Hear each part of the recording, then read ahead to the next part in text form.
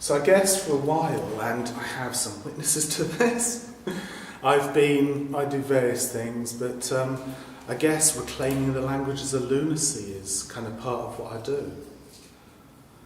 And I guess, for me, there's all that top-down stuff, and it's not just about mental health madness and something, whatever you want to call it.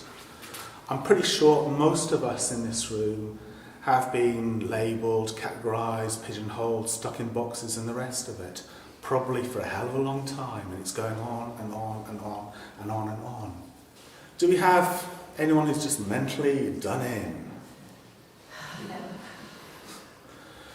That was a category back in the 1940s, but specifically for American housewives. And the cure was speed. The drug company, that was legal speed. The drug companies legally sold them speed back then for the mentally done in. Severity psychotic remission. You can have atypical features. You can write your own one. I've got a marker pen. It might be more accurate and useful than the rest of this. Got this in an art gallery. Tyneside.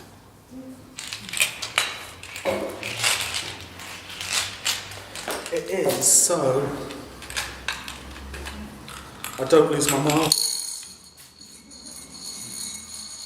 I left that sound up the microphone.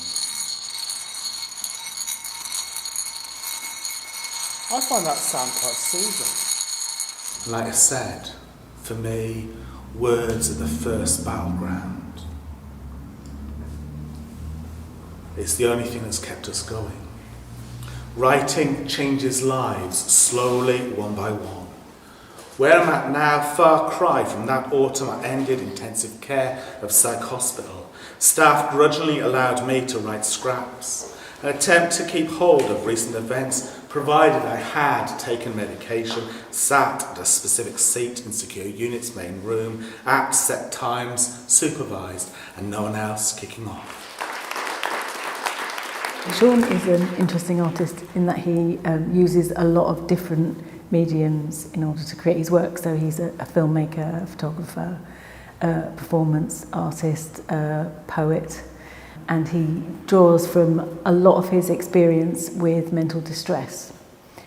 He's working closely with the Mental Health Museum here, and we're working closely with them.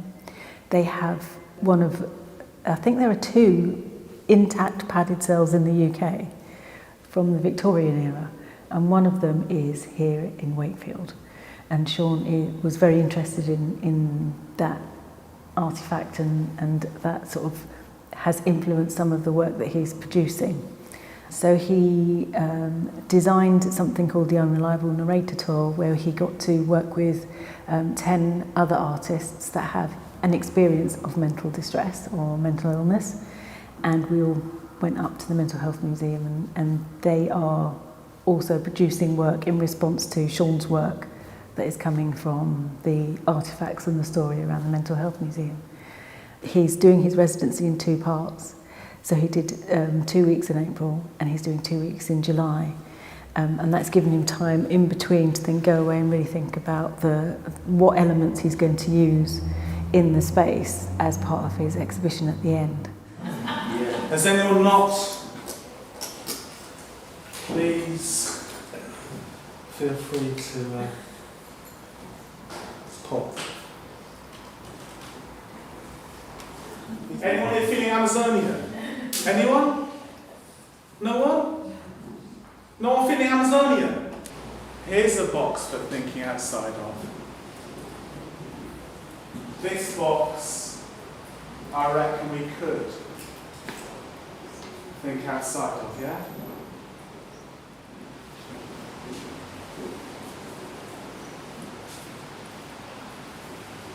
Who wants this feather? Anyone? Anything like that? I think it was really important for Gobscure to be able to be in a central place and have his own studio for 4 weeks, because what that meant then was that he was able to create work and realise some of his visions within a space that was connected to the space that he would actually be exhibiting in. So he had a chance to really understand how his work might present itself within this gallery space, and develop some of the ideas that he'd been working on specifically for the exhibition. It also meant that he was able to really have a better understanding or a broader understanding of Wakefield, and he incorporated a lot of Wakefield stories within the exhibition and the work.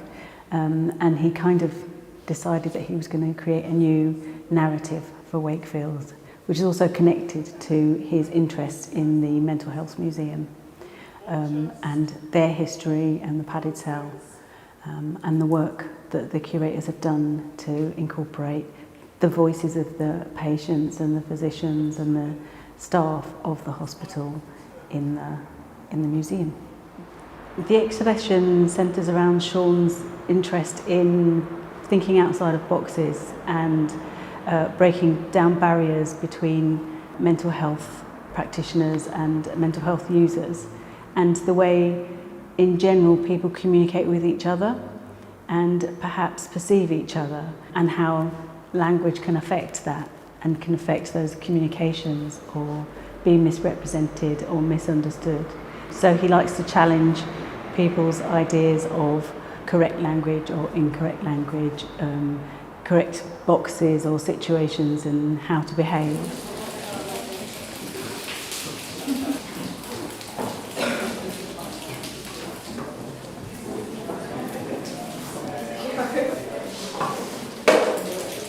I think that a lot of artists find themselves isolated in their creative practices, and when they get the opportunity to come to a residency like this, they're no longer isolated. They have access to staff and team and support, as well as space and equipment that they may not be able to have access to. So it's really important for an artist like Gobscure to have that opportunity.